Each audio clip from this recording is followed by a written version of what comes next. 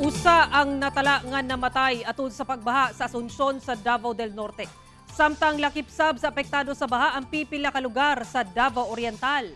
Atong saro ng detalye niini sa live report ni Kent Abrigana nga manukad sa Moncayo, Davao de Oro. Kent?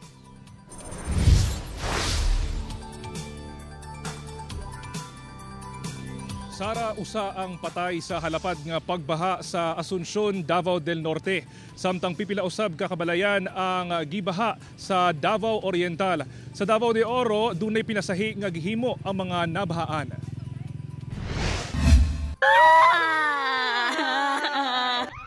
Napulihan og kasubo ang unta malipayon nga pagselebrar sa adlaw nga tawhan sa 51 anyos nga si Vernicia Baton. Human kini napalgan nga naglutaw-lutaw og wala nay kinabuhi sa usa ka sapa sa barangay Buklad sa Asunsyon, Davao del Norte adlaw Miyerkules. Sa adlaw siyang birthday, so nagdaggot mig kandila sa iyang cake kay para gi-wish na mo tanan nga makitan siya. Mao to sir, mga pila ka minuto nanawag ang rescuer na nakita na daw mo mama.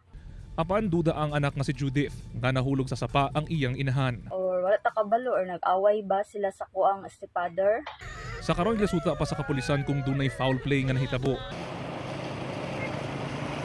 Sa Tagum City, bibalik sab og saka ang baha sa barangay Pagsabangan. Dihang may bundak na sab ang ulan adlaw Huwebes. Busa, pipila ka mang motorista ang na-stranded na sab, samtang nagpabilin nga lubog sa tubig baha ang pipila ka kabalayan.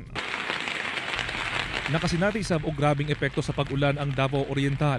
Sa barangay Taytayan sa Katiil, gisulod og tubig baha ang kabalayan.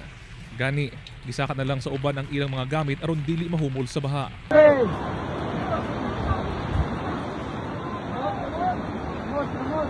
Sa Caraga, human nahugmak ang parte sa San Pedro Bridge sa lungsod. Nagbayanihan ang mga residente ug mga personahe sa PDRRMO, Philippine Army ug Coast Guard aron mahatod ang mga hinabang sama sa bugas ngadto sa mga na-isolate nga residente sa Sitio Tubod, Pakahon, Katigod ug Boa.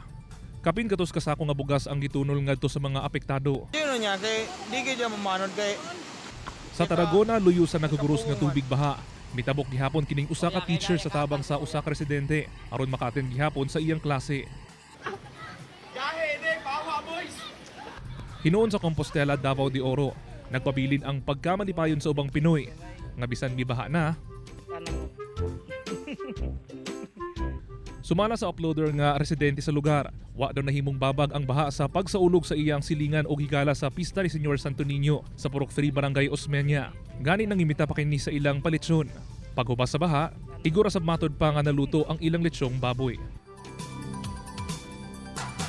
Sara, sa pinakaulihing tala sa PDRRMO Davao del Norte, moabot na sa kapin 47,000 ka magbanay ang apektado sa grabing pagbaha.